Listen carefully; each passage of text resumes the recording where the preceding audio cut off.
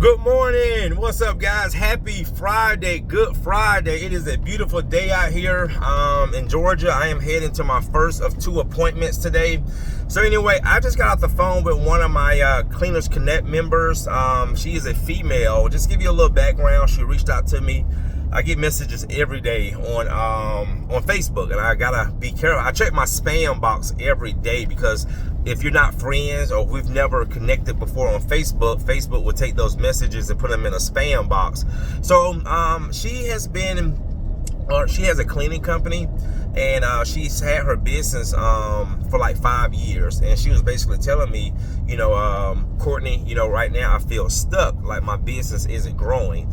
And what I do, guys, when I consult with people, when I try to help people in their business, I try to help them, from real reality, from experiences and situations. I'm not one of these people say, oh, just keep pushing, just keep striving, you can do it. Guys, that's not reality, okay? Sometimes you need to stop pushing because maybe you're pushing the wrong thing, Sometimes you might need to stand still, okay, and reevaluate, what I call going back to the drawing board. It's like, you ever watch a team be down, let's say football, and they're down by 3-4 touchdowns, but then they come back and win the game. Why?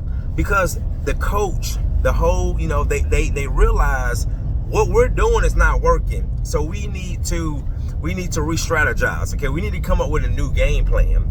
And in business, a lot of times when you're starting out in business, you're gonna always go back to that drawing board, right? Because you're trying to figure it out as a new business owner. And the advice I gave her, okay, she works full-time. She's a single mom, but she also her business is part-time. Well, that's majority of her problem. Like I told her, she's not giving her business the attention and the time that it needs. Because when you're starting out a business, and even if you've been in business for 4 or 5 years, guys, that's really not a long time. Your business is like a baby, okay? And that baby needs to be nurtured. That baby needs to be fed. It needs to be taken care of in order to grow. And when you're not giving that business that's why it seems like it's not happening, because in reality it's not happening, right?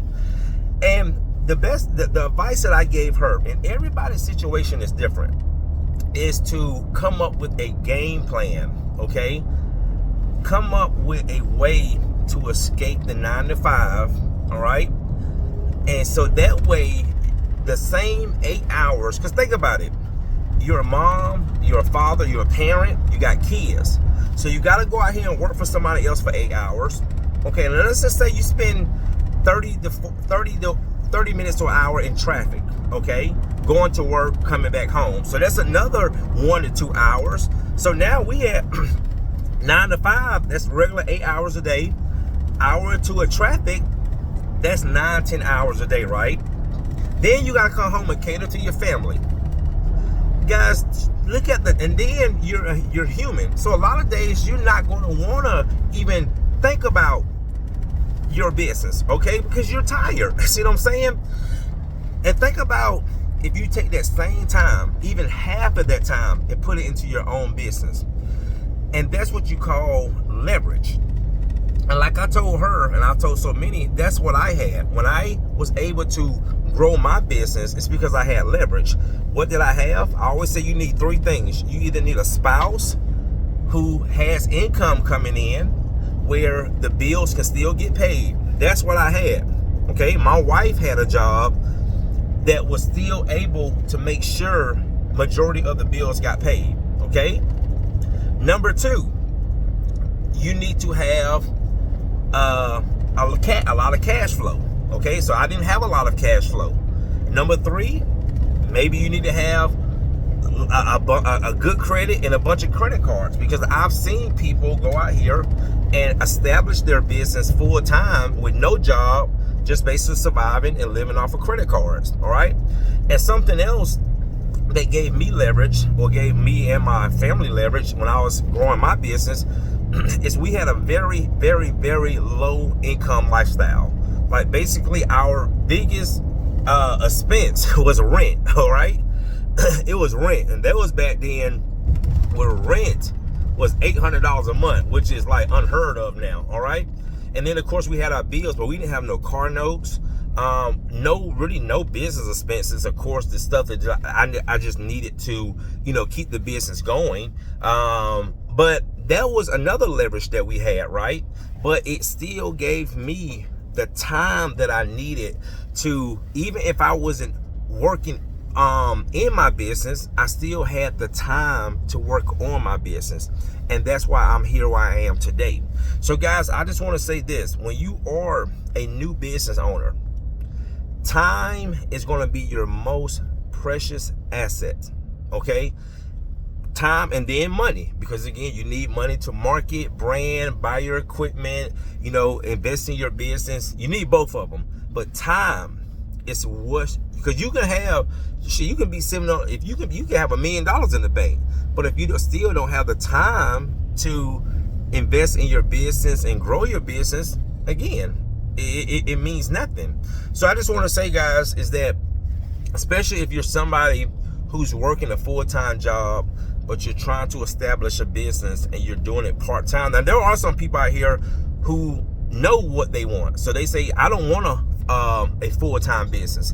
I want to keep my business part-time. I want to be that person who does the business either when I get off of work or just on the weekends, just to make some, have some extra income coming in. But if you are that person who's trying to take your business full-time, you're going to have to find a way to cut that job out so you can give your business the time that it needs, right? And like I told this young lady, is that, I say, 6 months, come up with a game plan where you can escape that 9 to 5, in 6 months. And, you might have to sacrifice some spending, your finances. You might have to hold back. You got to find a way where you can build up some cash flow, and you can say, well, after I got, so let's say, I would say come up with at least 6 months of income, where when you leave your job, that you have 6 months of income just for your personal, with your bills and your rent or your mortgage or whatever is still going to get paid without any stress, right?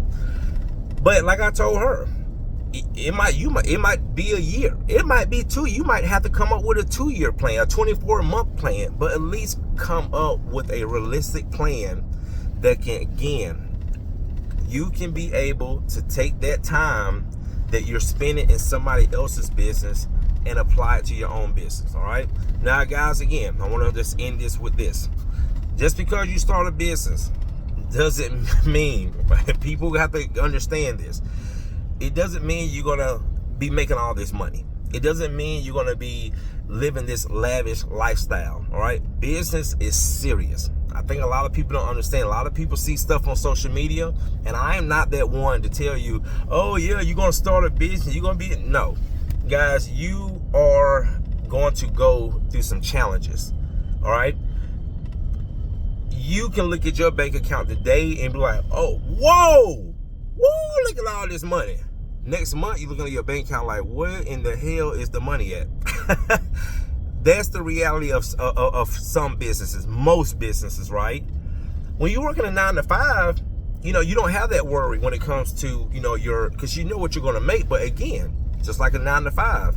See, people, at the end of the day, guys, there's a risk everywhere, because you can have a 9 to 5 making 20 grand a month, okay? 200, a quarter mil a year. But guess what? There's somebody that can come in today and say, you're fired. That's gone, right? So either way, guys, you got to just realize it's going to be a challenge regardless. But you just got to be willing to go through the challenge and do what you got to do, to always keep your head above water. So that's my advice of today on this Friday for anybody who's trying to start a business with a full-time job. You got to find a way to take that same time and effort and energy that you're putting in your 9 to 5 and put it in your own. See you in the next one.